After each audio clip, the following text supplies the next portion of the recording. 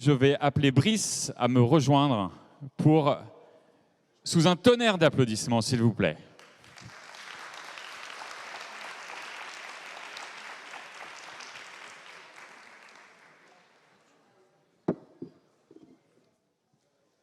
Bienvenue Brice. Merci.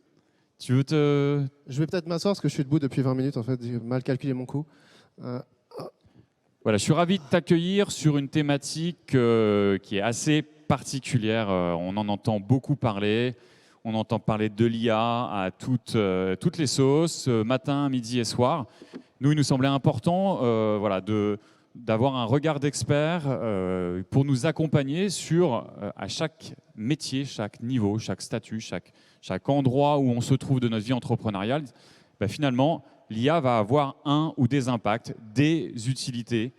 Et il y a aussi des méthodes pour dompter ce tigre d'innovation. Et donc, c'est ce qu'on va découvrir ensemble. Et avant de commencer de rentrer dans le vif du sujet, j'aimerais que tu nous en dises un peu plus sur toi et ton parcours, s'il te plaît. Oui. Déjà, première chose, on est beaucoup trop à l'aise dans ce fauteuil. Donc ça... je suis beaucoup trop bien. Alors, qui je suis? Je m'appelle Brice Trofardi. Je suis très actif sur LinkedIn. Je ne sais pas s'il y a des personnes qui sont actives sur LinkedIn, m'ont peut-être vu. J'ai créé une formation ChatGPT en avril 2023. J'utilise ChatGPT très activement depuis le début de l'année sur les thématiques marketing, vente et j'ai développé aussi le recrutement puisque j'étais recruteur pendant 10 ans avant en cabinet, dans des cabinets internationaux comme Hayes notamment, ce qui est le plus connu, et cabinet généraliste. Voilà un petit peu pour brosser les grandes lignes. Et j'ai aussi une activité de ghostwriting sur LinkedIn où je crée du contenu pour les dirigeants d'entreprise. Voilà. Ok, merci pour le décor est posé. Nous allons pouvoir maintenant rentrer. Donc moi, tu veux utiliser la petite zapette? Ouais. Donc je te laisse manier les. Alors, ok, ça a l'air assez clair. Sur le bouton vert. Ça marche. Parfait. Ok. Du coup, on va avoir un programme assez chargé. On va essayer de tenir le timing, sinon je vais me faire disputer. On a 38 minutes. Et il faut poser la bouteille par terre, apparemment. Pardon? Apparemment, il faut poser la bouteille par terre. Ah oui, c'est vrai. On me l'a dit plusieurs fois, ça jette. Pardon. Alors, donc on a un programme assez chargé. Donc on va voir les bases. C'est quoi ChatGPT? Comment bien l'utiliser? Puisqu'il y a encore des personnes qui ne connaissent pas ChatGPT. Et l'idée, c'est quand même de vous donner une technique pour écrire un prompt. Et on va voir ça à travers un cas pratique. Je vais aussi vous expliquer comment surmonter les limites de l'outil. Alors, ChatGPT, qu'est-ce que c'est? On va commencer par vraiment la base de la base. Il y a beaucoup de personnes qui pensent que c'est un nouveau Google ou que c'est une intelligence. Donc on va voir juste quelques petits exemples pour comprendre ce que c'est ou pas. Donc là, en fait, on voit, est-ce que c'est un nouveau Google? Donc je lui pose la question, quelles sont les entreprises spécialisées en comptabilité implantées à Paris? Il va me donner une liste, d'accord? Si vous allez sur un annuaire en ligne ou si vous allez sur Google, vous vous rendrez vite compte qu'il y a beaucoup d'entreprises qui manquent. Là, c'est que des entreprises très connues, très célèbres, mais ce n'est pas toutes les entreprises. Donc vous pouvez chercher de l'information dessus, mais vous n'aurez qu'une information partielle, finalement. Donc ce n'est pas vraiment un Google qui va vous permettre de trouver des informations. En tout cas, vous aurez de meilleures solutions que d'aller sur ChatGPT. Ensuite, je lui demande, voilà, est-ce que celles qui sont spécialisées en édition de logiciels en comptabilité? Et là, on voit qu'il est limité. Il me le dit lui-même. Il y a un certain nombre spécialisés, etc., mais je n'ai pas forcément la liste. Et il me dit à la fin que ces informations sont limitées à janvier 2022. Avant, c'était septembre 2021. Ils ont dû faire une mise à jour. Donc tout ce qui s'est passé après, toutes les entreprises, les startups par exemple, qui ont été créées après janvier 2022, ne seront pas dans la liste. Donc c'est un Google limité. Ensuite, est-ce que c'est une intelligence? Donc je ne sais pas si vous avez déjà fait le test. Alors c'est une intelligence évolutive, puisque j'avais fait ce test-là il y a quelques mois et il trouvait une mauvaise réponse. Là, il a progressé, il trouve la bonne réponse. Mais là, on voit que sur cette opération assez simple, il se trompe, puisque de mémoire, je crois que le résultat c'est 92, il me semble, et il nous donne 109. Donc ce n'est pas non plus une intelligence. Si vous commencez à lui faire résoudre des problèmes, vous allez vous rendre compte que quelquefois il a bon, quelquefois il a faux. Donc ce n'est pas exactement une intelligence non plus. Alors je vous rassure, on va voir ce que c'est, après voir ce que ça ne sait pas. Donc souvent, alors je parle des personnes qui n'ont peu utilisé ChatGPT, souvent en fait, il y a une grande incompréhension en fait, sur ce que c'est exactement. Et comme on capte mal ce que c'est, on l'utilise mal forcément, puisqu'on demande des choses qui ne vont pas être forcément sa zone de confort. Donc on a des résultats qui vont être génériques, des résultats qui sont erronés, un processus de travail qui va être lent. J'ai beaucoup de gens qui me disent « mais attends, je vais du coup passer tout mon temps à faire des prompts, autant faire autrement finalement ». Alors qu'est-ce que c'est? Donc ChatGPT, c'est un produit de OpenAI, c'est une interface de chatbot, d'accord? C'est-à-dire qu'on va lui parler naturellement, et ça donne accès à un LLM. Alors aujourd'hui, on ne va pas aller dans le détail, puisqu'on va vraiment aller sur du pratico-pratique. L'idée, c'est vraiment de vous faire prendre conscience de ce que c'est pour ensuite mieux l'utiliser. Donc là, je vous mets, il y a deux versions possibles, la 3.5, la 4. La 4, c'est la version payante aujourd'hui, la 3.5. C'est des versions de quoi? C'est des versions d'un modèle de langage. Le modèle de langage, en fait, il sert à générer du texte de manière naturelle. Mais il génère du texte d'une certaine manière. Si vous comprenez comment, vous allez pouvoir vraiment optimiser votre résultat sur ChatGPT. Donc, ce qu'il faut comprendre, c'est que vous allez avoir du texte généré de manière fluide et naturelle selon un contexte. Le contexte, c'est tout ce qu'il a appris et tout ce que vous allez lui donner comme instruction. Donc voilà, ChatGPT, vous connaissez certainement cette fenêtre. Vous mettez votre message en bas et il vous répond. Ça, c'est une illustration de comment fonctionne ChatGPT. Ça, c'est disponible sur le Playground pour ceux qui connaissent. D'accord. Je lui pose la question, quels sont les critères de discrimination à l'embauche? Il commence à me répondre et je l'ai paramétré pour qu'il me réponde que quelques lettres. Ça, vous ne pouvez pas le faire sur le ChatGPT normal. Et vous avez aussi une option sur le Playground où vous pouvez voir la probabilité de ce qu'il va générer ensuite. Donc ce que vous voyez là, c'est le début d'une liste des critères de discrimination à l'embauche. Je n'ai que le premier, niveau d'études. On reconnaît origine, le sexe aussi, voilà. Et puis après, vous en avez d'autres. Vous voyez qu'il y a un pourcentage pour chaque élément de la liste. En fait, ça vous indique que selon lui, à ce moment précis, il considère que la prochaine ligne va commencer par un L à 35,96%. C'est ce qu'on appelle le contexte et la génération de texte de manière prédictive. Donc là, vous voyez qu'il calcule finalement la probabilité du texte qu'il va générer. Quand vous commencez à prendre conscience de ça, qu'est-ce que ça veut dire en langage plus simple? C'est qu'en fait, vous avez l'impression qu'il vous répond, que c'est une intelligence. Finalement, il prend votre texte, il consulte toute sa bibliothèque de contenu qu'il a en mémoire, et il se dit, OK, tu m'as dit ça, par rapport à ce que tu m'as dit, le plus logique, c'est de te répondre ça, en gros. D'accord? Quand vous commencez à comprendre ça, bah vous comprenez aussi une autre chose, c'est que ça fonctionne, entre guillemets, comme Google. Alors, je vais expliquer ce que j'entends par là, qu'on n'ait pas de malentendu. Chaque mot que vous allez écrire, c'est comme un mot-clé, puisqu'il va avoir un sens précis. Ce sens est très important, puisque vous le voyez, il sert à calculer ce qu'il va vous dire. OK? Je vous rassure, ça c'est juste pour vous faire prendre conscience qu'il faut utiliser les bons mots et que, on va voir juste après, le calcul de probabilité change en temps réel. Si vous voyez là, le premier, c'est L. Si on regarde après, en fait, le deuxième de la liste, ça ne commence pas par L. Parce qu'en fait, le temps d'écrire, niveau d'études, qualification, le contexte a changé. Donc finalement, pour lui, la suite logique, c'était plus quelque chose qui commence par L, c'était situation familiale. Si des gens ont des questions là-dessus, n'hésitez pas. Ça, c'est vraiment pour faire prendre conscience de comment fonctionne ChatGPT à la base. Ensuite, souvent, on a beaucoup de questions sur est-ce qu'il faut prendre la version gratuite, est-ce qu'il faut prendre la version payante. Là, vous avez à gauche, en illustration, 2 points. Le premier, c'est GPT-3, le deuxième, c'est GPT-4. Qu'est-ce que ça représente? Ça représente de façon graphique la quantité d'informations sur lesquelles ChatGPT a été entraîné. Donc, imaginez une bibliothèque avec un certain nombre de livres. Bah, vous avez la différence de taille entre les deux bibliothèques. Donc forcément, vous voyez que ChatGPT-4, en fait, il a une référence qui est beaucoup plus grande. Donc ça va lui donner des capacités beaucoup plus intéressantes. Donc là, je vous donne un dataset beaucoup plus important. Il va être plus intelligent, il va être plus fin dans son analyse de ce que vous allez dire, dans sa compréhension. Alors aujourd'hui, je ne l'ai pas mis dans la présentation, donc je vais vous le caler ici, puisque c'est un manque finalement, mais on n'a pas le temps de tout dire. Aujourd'hui, si vous avez la version gratuite et que vous vous dites « Ok, j'ai envie d'avoir de meilleurs résultats, je suis obligé de payer ». Vous n'êtes pas obligé, vous pouvez passer par les instructions personnalisées. Donc pour tous ceux qui ont déjà un compte gratuit, allez voir dans vos options, dans vos paramètres. Vous allez en bas à gauche sur votre tête avec votre nom. Vous cherchez « Instructions personnalisées » et vous allez voir, en fait, vous avez 2 champs à remplir. Ça va vous permettre, et si des gens ont des questions là-dessus, je serai disponible après pour en discuter, ça va vous permettre d'avoir d'excellents résultats avec la version gratuite. Mais on n'en parlera pas aujourd'hui.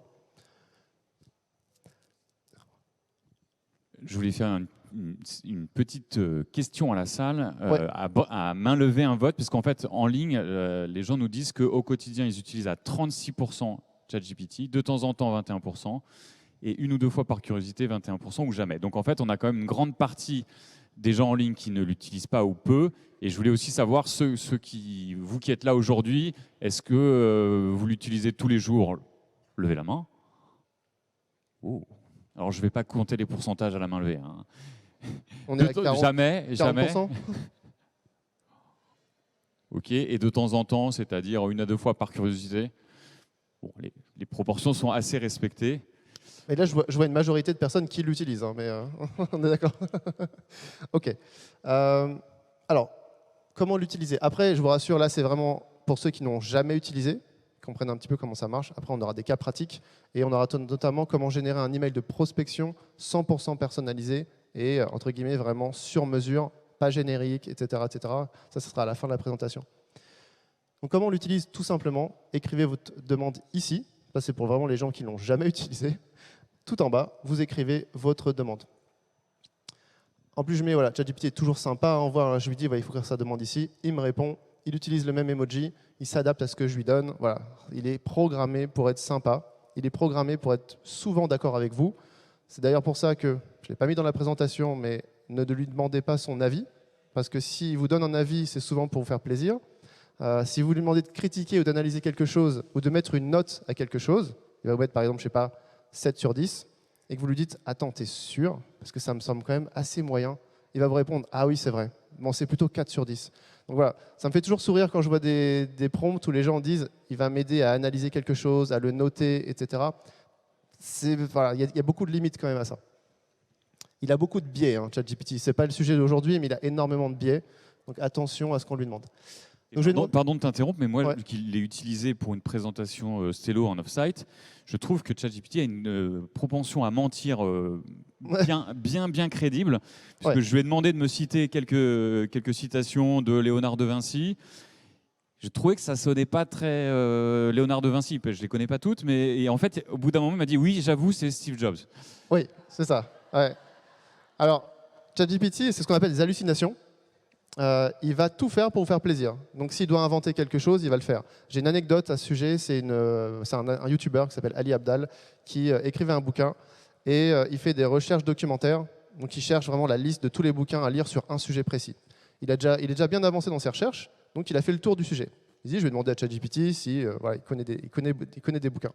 Il lui fait une liste et il se dit, waouh, super, il y a plein de bouquins sur le sujet que je veux, quoi. Super intéressant, etc. Et même des auteurs qu'il connaît déjà, etc. Il dit, tiens, je ne connaissais pas ce bouquin, etc. Et c'est des études universitaires, voilà. Et pour vérifier, il lui demande les numéros de chaque étude. Donc sur les livres, vous avez le numéro ISBN qui permet de les identifier. C'est un numéro identique qui permet d'identifier chaque étude. Et ChatGPT, il fait, ouais, pas de problème. Il lui donne le numéro de chaque étude. Alors l'avantage de ce numéro, c'est qu'on peut aller sur Google et on retrouve l'étude. Il prend toutes les études, il les Google, et aucune n'est vraie. Donc ChatGPT a inventé les sujets des études, il a pris les bons auteurs, il ne les a pas inventés, il a inventé les numéros pour faire plaisir, parce qu'il ne voulait pas le vexer, je pense. Donc en fait, résultat, il avait une super liste, mais totalement imaginaire. Donc voilà, c'est ça, c'est exactement la même chose. Voilà, il fait des hallucinations, donc attention. On va voir ça un peu plus tard dans la presse sur les limites de ChatGPT et comment faire justement pour les dépasser.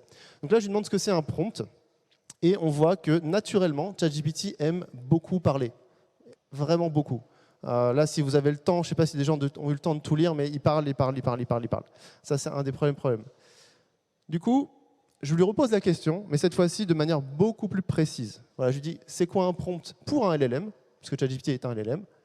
Et là, il me répond, et je lui dis, réponds-moi en moins de 30 mots, parce que sinon, il va me prendre un roman. Et là, on voit, il me répond de manière très, très, très courte. Donc ça, c'est la première leçon du jour de prompt engineering, c'est donner un contexte, être spécifique, et préciser le format de la réponse. On va voir un peu plus en détail comment faire pour avoir une réponse. Mais vous voyez, là, le jour et la nuit, là, c'est une question... Alors, mon bip ne me fonctionne plus, je pense. Je ne peux plus revenir en arrière. Ah non. Est-ce qu'il y a un truc à faire? Je crois que ça ne marche pas. Ah, si.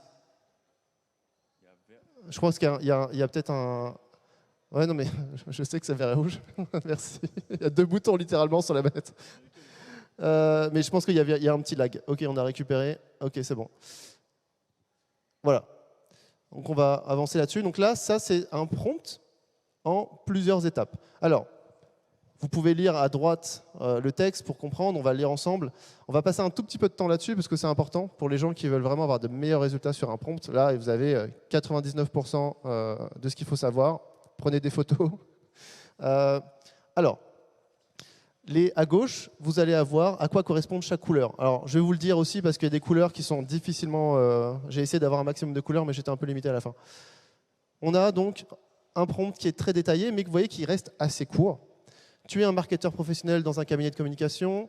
Ça, c'est le rôle. Donc, on lui attribue un rôle précis. Ça, c'est, comment dire, ça va lui permettre de comprendre tout à fait dans quel domaine d'activité, finalement, il va devoir chercher son expertise.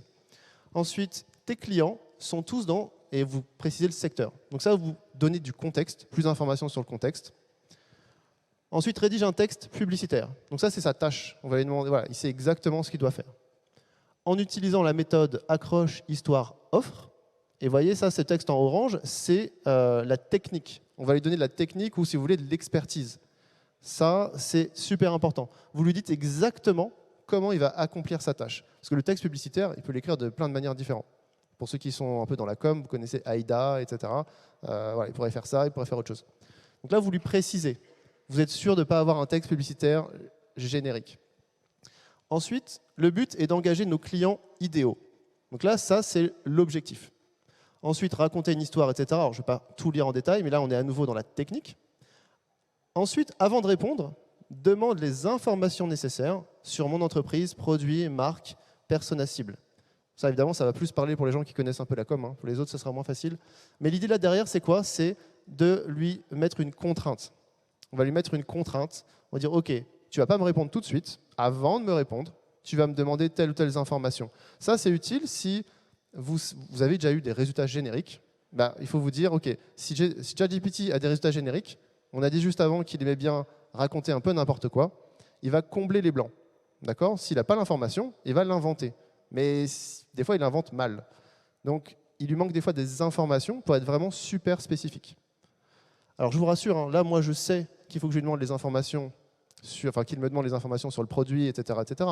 Si vous ne connaissez rien au marketing, bah, posez la question à ChatGPT. Vous dites, OK, je vais écrire un texte publicitaire. C'est quoi les infos qu'il te faut pour écrire le texte publicitaire? Et il va vous le dire. Bah, j'ai besoin de connaître ton offre, j'ai besoin de connaître ta marque, etc. Donc ça, vous pouvez le faire aussi dans une première étape. Ça reste une conversation. Hein. Vous lui demandez. OK. Ensuite, utilise un ton professionnel. Donc ça, c'est un exemple pour imposer une tonalité. Et à la fin, réponds en moins de 150 mots. Donc ça, c'est le format. On lui impose un format. Voilà, donc je pense que tout le monde a pris une photo, tout le monde a compris. On va voir maintenant comment on peut le faire de manière un peu plus poussée. Donc là, le résultat de ce prompt, c'est littéralement le résultat de ce prompt avec ChatGPT 4, la version payante. Je l'ai mis dans ChatGPT et il m'a répondu ça. Vous vous rendez compte qu'au lieu d'écrire le texte publicitaire, la première chose qu'il va faire, c'est en effet me poser les questions, des informations qu'il lui faut pour mieux me répondre. Ça, c'est la première étape. Si vous voulez avoir de meilleurs résultats, ne foncez pas tout de suite sur « je veux que tu fasses ça, vas-y, fais-le ». Demandez-lui quelles infos il te faut pour réaliser cette tâche. C'est toujours le secret d'utiliser ChatGPT, c'est de tout lui demander. Comme ça, vous lui transmettez la charge mentale. Ce n'est pas à vous de savoir tout ce que vous devez trouver, il va vous le dire. Après, des fois, c'est pertinent, des fois, c'est moins pertinent.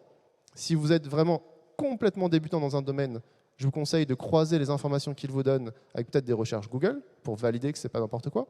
Mais normalement, sur ce genre de questions, à 99%, c'est juste, hein, parce que c'est assez simple. OK, donc on ne va pas tout lire, mais voilà, il me demande les informations.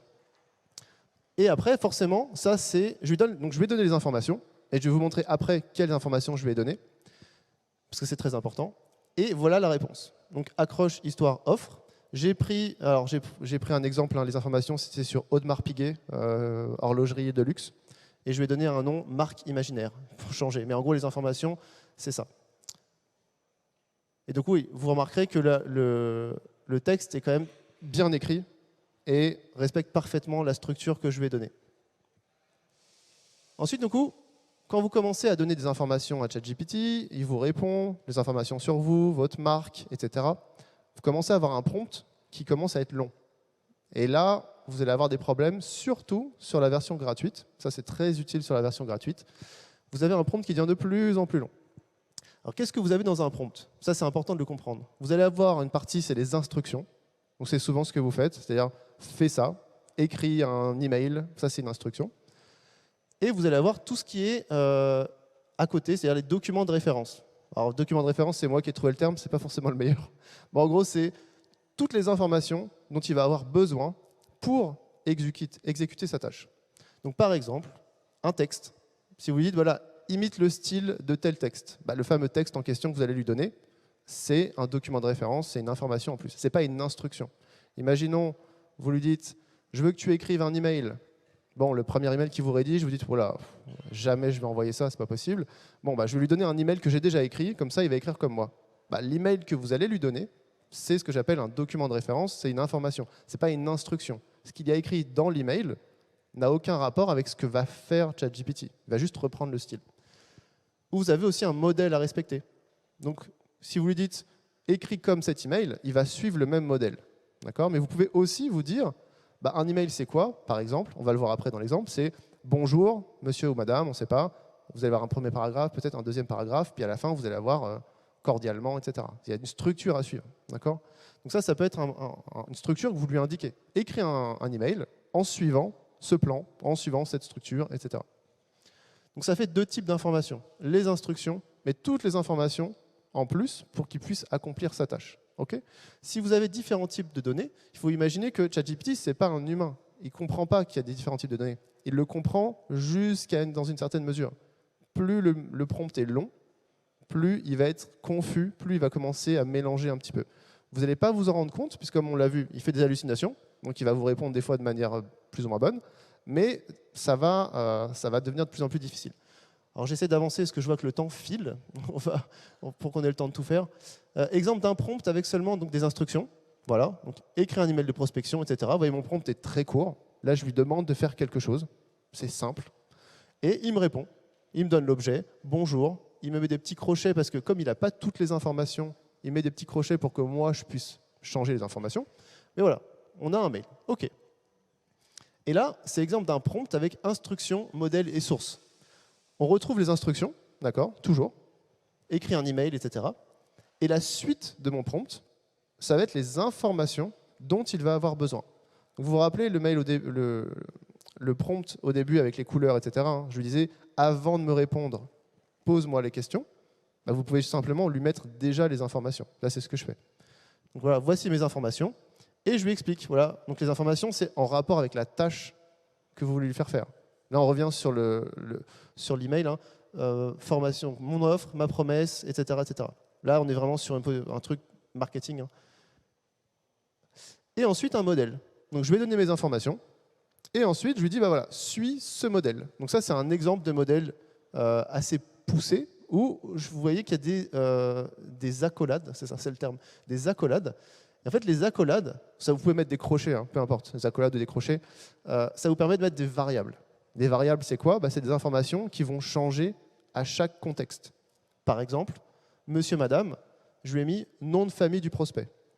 Comme ça, il va l'adapter. Ça, c'est très utile si vous avez, par exemple, au lieu d'un seul email, si vous avez 100 emails à rédiger. Si vous en avez 100, en fait, vous allez reprendre à chaque fois le même plan et automatiquement, ChatGPT va adapter chaque ligne exactement selon les informations que vous lui donnez. Donc, très rapidement, pardon, on n'a même pas besoin de le voir parce qu'on va le revoir après. En fait. Je vais reprendre le même exemple dans le cas pratique. Donc, on va le voir après. Et donc, le résultat, c'est ça. Objet, donc 97% des entrepreneurs gagnent en efficacité avec l'IA, et vous. Le nom de famille du prospect, je ne lui ai pas donné. Mais vous voyez qu'après, tout le texte est adapté aux informations que je lui ai données sur moi, en fait. Là, l'exemple, c'était j'ai une formation de ChatGPT, etc. Et on voit que il pitch, finalement, ça selon le plan que je lui ai donné. On retrouve les 3 bullet points, etc., etc. OK? Je vous laisse juste un petit peu le temps de lire un petit peu ce qu'il y a écrit. Mais on va le voir dans l'exemple à la fin, avec Stello. Donc ne vous inquiétez pas, c'est exactement la même chose qu'on va voir après, sur le cas pratique. Donc comment structurer le prompt? On voit qu'un prompt qui est long, il faut le structurer, il faut séparer les informations. Donc vous avez 2 moyens de le faire, les délimiteurs et les balises. Là, vous avez un exemple. Suis ce modèle, 2 points. Donc là, j'ai repris juste ce que je lui avais donné, je lui ai dit le modèle de mail. Et vous voyez que sous Suis ce modèle, vous avez, j'ai pas de laser là-dessus, non, je pense pas. Sous ce modèle, vous avez 3 petites apostrophes. Suis ce modèle de points, et ensuite vous avez une ligne avec 3 petites apostrophes. Ça, c'est un délimiteur. Alors ça pourrait être 3 slash, ça marcherait aussi. Hein. En fait, ça indique quoi? Ça, je vais le mettre au début de l'information et à la fin.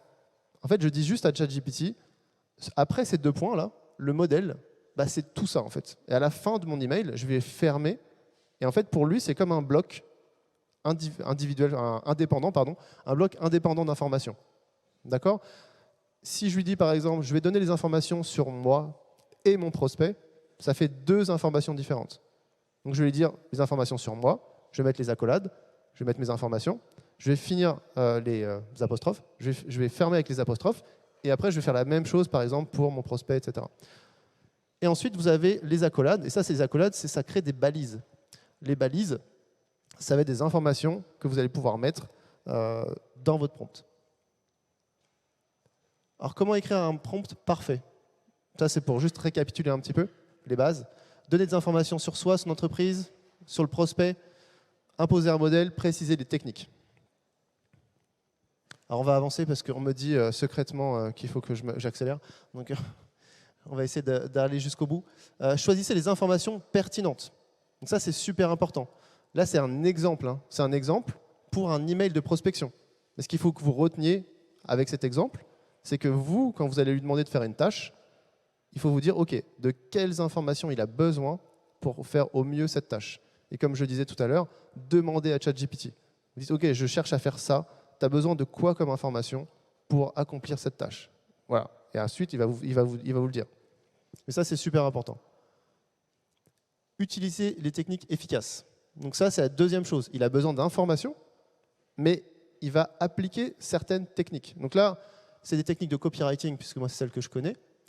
Donc là, on a différentes techniques, le Curiosity Gap, Future Pacing, les principes de Cialdini. C'est 3 exemples de techniques de copywriting qui vont être utilisées pour faire l'email de prospection. Vous, pour vos tâches à vous, ça va être différent. Ça va être d'autres techniques. D'accord? C'est là où vous allez avoir la différence entre d'excellents résultats et des résultats plutôt moyens. La différence, c'est quoi? C'est pas forcément ChatGPT, c'est vous la différence. Il y a beaucoup de gens qui disent, est-ce qu'on va être remplacé par ChatGPT ou par l'IA? Pour l'instant, ce n'est pas le cas, parce que notamment, il n'a pas encore une notion très précise de quelle technique appliquer dans quelle situation. D'accord? Donc ça, c'est super important. Si vous êtes expert de votre domaine, vous saurez quelle technique appliquer, etc. Ensuite, les limites. Alors ça, on va y aller très rapidement, parce qu'il faudrait qu'on passe le cas pratique quand même. Donc ça, c'est les limites. Alors, il a entraîné jusqu'à janvier 2022. Je n'ai pas mis à jour la slide. Comment faire donc? Alors, lui donner des sources. Ces informations sont limitées, donc donnez-lui des sources. Là, on voit que je lui donne des sources sur moi. Vous pouvez copier-coller des sites Internet, vous pouvez lui donner accès à Internet, etc. Il y a plein de manières de lui donner des sources. Il fait des erreurs, il peut mentir, on l'a déjà vu ça. Hein. Il fait des hallucinations. Il faut vérifier ce qu'il dit. Si vous n'êtes pas en position de vérifier parce que vous n'êtes pas expert du domaine, attention. D'accord? Ne prenez pas tout pour argent comptant. Il ne donne pas ses sources. Bah, il faut lui imposer vos sources si dans votre contexte à vous, c'est vraiment crucial. Ton fade est générique. Bah, écrire un prompt précis. Vous pouvez lui demander d'écrire avec un certain style, etc. Il y a plein de manières de faire. Ça, vous pouvez lui imposer. Mauvais copywriting, on l'a vu, hein, imposer un modèle. Vous avez vu le modèle d'email de prospection. Voilà, on verra à la fin l'exemple. Longueur limitée. Bah, si c'est limité, vous vous rendez compte que c'est trop court, travaillez en plusieurs fois. Je prends l'exemple de la rédaction web pour faire un article. Vous faites le plan, vous lui donnez le plan, mais ne lui dites pas « rédige l'article en entier ». Dites « Ok, on va rédiger un article, voici le plan, rédige la première partie ». Il va vous rédiger la première partie.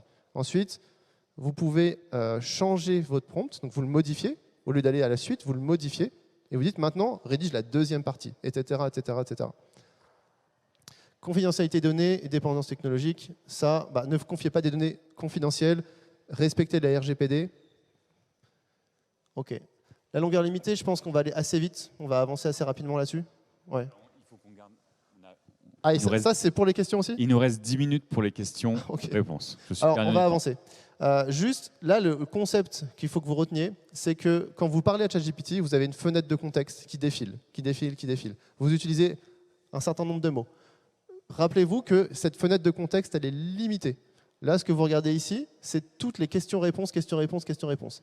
À bout d'un moment, il va oublier ce que vous avez dit au début.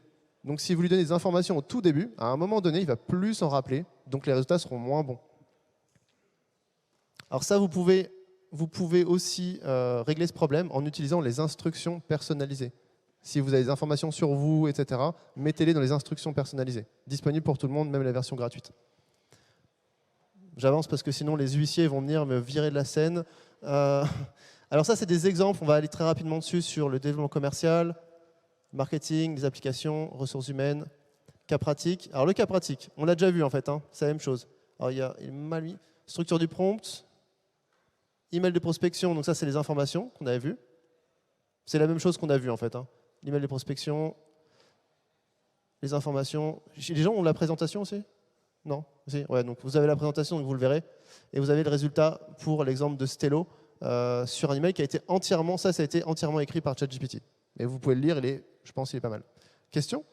Alors, j'ai déjà petit truc intéressant, sondage en ligne, où on nous répond quel est votre degré de confiance en cet outil? Je suis dubitatif, je contrôle 83%, donc tu as passé les bons messages.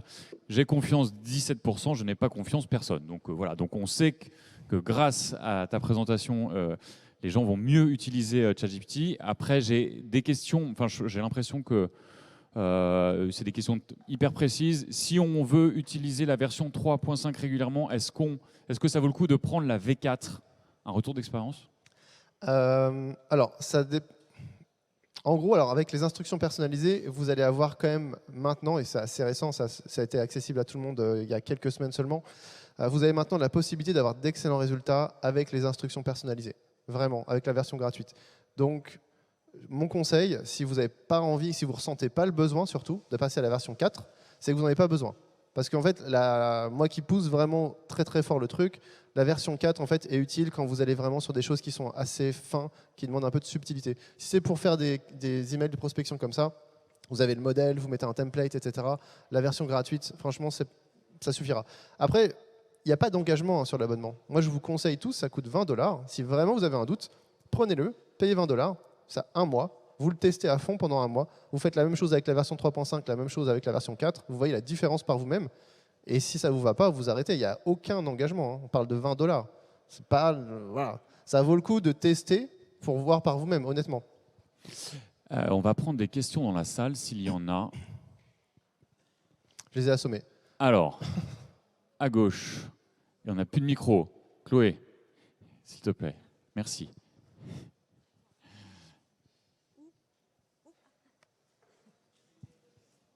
Bonjour. Moi, j'ai une question, c'est en réalité, à quel point tu as l'impression de gagner du temps par rapport au temps que tu passes à rédiger le prompt, à peaufiner, à interagir avec ChatGPT, plutôt que de rédiger toi-même le message au départ, en fait? Merci. J'attendais cette question. J'ai même hésité à en parler. J'ai cette question à chaque fois que je fais ce genre de présentation. Là, je vous montre toutes les techniques pour écrire les meilleurs prompts, pour avoir les meilleurs résultats possibles. Mais c'est utile si vous avez une charge de travail, évidemment, qui est importante, une répétition, etc. Ce genre de prompt, on le fait une fois, on peut passer du temps à le faire. Et ensuite, si on a 150 mails à rédiger dans l'année, en fait, on va l'utiliser à chaque fois et on n'aura plus jamais à le faire. Donc ce genre de prompt, ça sert vraiment pour des tâches qui sont chronophages, qui sont régulières, qui reviennent souvent, pour un professionnel, par exemple. Et là, il va gagner un temps fou, mais sur la durée. D'accord? C'est ça l'idée. Moi, je vous conseille vraiment pour ce genre de tâches un peu complexes. Vous avez en fait, c'est les tâches où vous allez souvent, c'est des tâches où ce que vous allez créer, ça va vous servir professionnellement. J'ai beaucoup de gens, moi je travaille avec des cabinets de recrutement notamment, qui me disent, mais ça, en fait, quand eux ils font un truc, ils disent, mais ça, je ne l'enverrai jamais à mon client, je suis obligé de repasser derrière, finalement ça me prend du temps, etc. Pour ce genre de problématique-là, on peut passer du temps à faire un prompt pour que derrière, en fait, le temps passé pour corriger, ce soit minime. Je prends l'exemple de la synthèse d'entretien. Moi, quand j'étais consultant, synthèse d'entretien, c'est un document des fois 2-3 pages pour expliquer qui est le candidat, son histoire, etc. Je pouvais passer 1 heure à écrire une synthèse.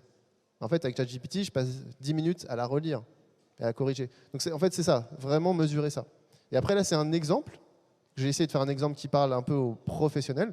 Mais évidemment, vous pouvez demander plein d'autres choses à ChatGPT. On n'a pas eu le temps de le faire. Mais voilà. Donc, forcément, ce genre de prompt, c'est ultra spécifique pour avoir les meilleurs résultats possibles. Mais il y a plein d'autres choses. Merci. Est-ce qu'il y a d'autres questions? Oui.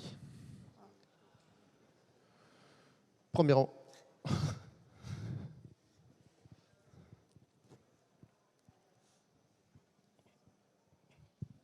Bonjour, merci. Alors, j'aimerais savoir comment utiliser ChatGPT pour le SEO, première question. Et deuxième question, quel est le risque de duplicate content avec ChatGPT et sur Google? Voilà. Ok, alors, je crois que je l'ai dit, je fais aussi de la rédaction SEO, je ne suis pas sûr de l'avoir dit. J'ai même fait une formation et j'ai travaillé comme rédacteur web SEO, donc je connais un peu le sujet. Il ne faut pas utiliser ChatGPT pour faire de la recherche de mots-clés. Voilà, et puis il sera absolument nul. Okay, donc ça, non, ça ne sert à rien. Par contre, ChatGPT, sa zone de confort, on l'a vu, hein, c'est de générer du texte. Donc forcément, on va d'avoir des idées. Donc, rechercher des idées. Moi, la manière dont je l'utilisais, hein, pour être très clair, c'est, j'ai un client qui me demande un article pour ranker, hein, forcément sur la SERP. Ok, je prends tout, je fais ma recherche moi-même. Alors j'avais des outils, mais je fais ma recherche des concurrents. Ok, je vais aller voir toutes les structures, les titres, etc. En gros, ce que disent les concurrents, et je vais essayer de trouver un nouvel angle. Vraiment l'expertise du rédacteur web SEO, quoi. Comment je fais pour ranker sur telle requête, etc. Tout ce travail-là, il faut le faire hors ChatGPT. D'accord? Parce que ça, vraiment, l'idée, c'est de vraiment faire un audit de la concurrence SEO sur Google. Mais après, par tous les outils qu'un rédacteur SEO connaît. Ensuite, une fois qu'on a ça, on peut lui faire générer un plan. D'accord? On a la requête, on a les mots-clés, etc. Là, on peut lui faire générer un plan. On peut même lui donner, moi je conseille, c'est des fois il y a des extensions qui permettent d'avoir directement les H1, H2, etc. de pages, copier-coller ça, lui dire voilà, la concurrence c'est ça, propose-moi un nouvel article sur telle requête, etc. Et lui, c'est sa zone de confort, il va proposer des plans. Une fois qu'on a le plan, ensuite, on va lui dire je vais créer un article sur telle requête clé, etc. etc. Et voici le plan. Rédige la première partie, enfin rédige l'introduction en X mots, etc. etc. Si on est sur la version 4, la différence entre la version 4 et la version 3, pour un rédacteur web SEO, elle est assez importante. Parce que, alors, on n'a peut-être pas le temps d'en parler là, mais sur la 3.5, on va réussir à lui faire rédiger des articles. Super. Avec la version 4, on peut aller jusqu'à lui faire rédiger l'article en HTML directement, et en lui faisant intégrer les balises strong et des articles qui sont en vente, par exemple, sur un site Shopify, en les intégrant directement. C'est-à-dire qu'il va créer vraiment le lien, d'accord, de la page. Les liens internes aussi, le maillage interne, il va le faire. Il va le faire sur les bons mots-clés. Parce qu'il va comprendre que tel bon mot-clé, ça va aller sur telle page. Okay, donc ça, il suffit de lui mettre le maillage du site, hein, tous les liens des pages internes, tous les autres trucs. Et selon le slug, il va comprendre que si le slug c'est ça, je vais aller sur tel mot-clé. Donc, voilà, balise strong aussi, les titres bien formatés. Donc après, on a juste à faire un copier-coller directement sur... je prends un exemple. Alors, je ne suis pas là pour faire la publicité, mais dans notre formation, on a un prompt notamment qui permet de faire ça. Voilà. J'ai eu un exemple où j'ai fait un test sur la vente de piscine. Voilà, c'était un test comme ça. Je suis allé sur Doki, pour les gens qui sont intéressés. D-O-K-E-Y. C'est un outil de rédaction web. Hein. Aucun rapport avec ChatGPT. J'ai copié-collé ce que m'avait fait ChatGPT. Il était noté à 94% sur Doki. Et Doki, c'est vraiment un outil de rédaction pour voir justement si c'est optimisé ou pas. Ça clignote, donc on reste 2 minutes. On va passer à une autre. Donc je ne sais pas si j'ai répondu à toutes tes questions. Oui, mais en fait... Et le duplicate content, oui, il n'y a quasiment aucun risque en fait. ChatGPT, en fait, il n'est pas programmé pour être déterministe. Il est programmé justement pour avoir une réponse différente à chaque fois. Il suffit de faire le test. Hein. Il faut lui demander la même question plusieurs fois. Ça va être jamais exactement la même réponse. Parce qu'en fait, j'ai un consultant qui m'a fait une rédaction d'un article et j'ai tout de suite vu que c'était ChatGPT. Ça, c'est pas du duplicate ou quoi que ce soit, c'est le style d'écriture. Oui, mais moi, ma peur, c'est que si j'ai vu que c'était du ChatGPT, j'imagine que d'autres personnes, mes concurrents, pourraient éventuellement voir aussi que c'est... utiliser le ChatGPT et produire un contenu similaire. Et je sais que Google, ils n'aiment pas trop ça. Donc, Alors, aujourd'hui, il n'y a aucun outil qui va détecter, je parle de détection, hein, qui va détecter avec certitude à 100% qu'un contenu est généré par l'IA. C'est pas fiable. Il y en a qui vont le faire, il y en a qui ne vont pas le faire. On a des faux positifs, des positifs. Ça n'existe pas aujourd'hui. Par contre, la problématique que tu as là, c'est que tu as du contenu qui a été généré par ChatGPT et qui sonne, entre guillemets, comme généré par ChatGPT. Pour moi, c'est une problématique de style d'écriture. C'est le prompt, en fait. Le prompt n'est pas assez bon, donc c'est pas rédigé avec, entre guillemets, un bon style. Tu vois ce que je veux dire ? Pour moi, elle est là, la problématique. Et c'est pas évident, hein, c'est pas forcément facile. Mais pour moi, la problématique est là. Oui. Question hyper rapide pour les utilisateurs de GPT-4. Quelles sont les 3 extensions que tu utilises? Alors, moi, je suis un mauvais élève parce que je n'utilise pas d'extension. Donc, celle que j'ai utilisée un peu, il y a WebPilot qui est très bien. Il y a, bah ça c'est pas une extension ChatGPT donc ça compte pas.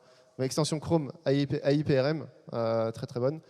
Mais j'utilise pas vraiment d'extension ChatGPT, ça correspond pas à ce que moi je fais. Alors juste, par contre, intéressant, une parenthèse. ChatGPT a plusieurs modes, donc on va sélectionner. Il reva sur Internet pendant un moment, s'il n'y allait plus, il y retourne maintenant. Il y a aussi les plugins. De mon expérience, AskPDF, bien aussi. De mon expérience, dès qu'on va sortir du mode entre guillemets normal, donc web browsing ou plugin, les performances sont beaucoup moins intéressantes. Je pense que ça bouffe entre guillemets sa capacité réelle, et je ne sais pas si c'est ton cas, mais il va être beaucoup moins pertinent. Même le code interpreter, qui a changé de nom d'ailleurs, on va lui donner des données, il est optimisé sur une tâche précise, mais ensuite, il est beaucoup moins performant en termes d'analyse, de rédaction, etc. C'est comme s'il était vraiment limité. Moi, c'est mon expérience. Donc, par exemple, je prends WebPilot et je vais aller pour lui faire analyser une page web ou ce genre de choses. Et je vais lui demander des tâches après derrière. Bah, en fait, ça va être beaucoup moins intéressant, malheureusement, que de copier-coller la page web et de lui dire « Voilà la page web, voilà ce que j'attends de toi ».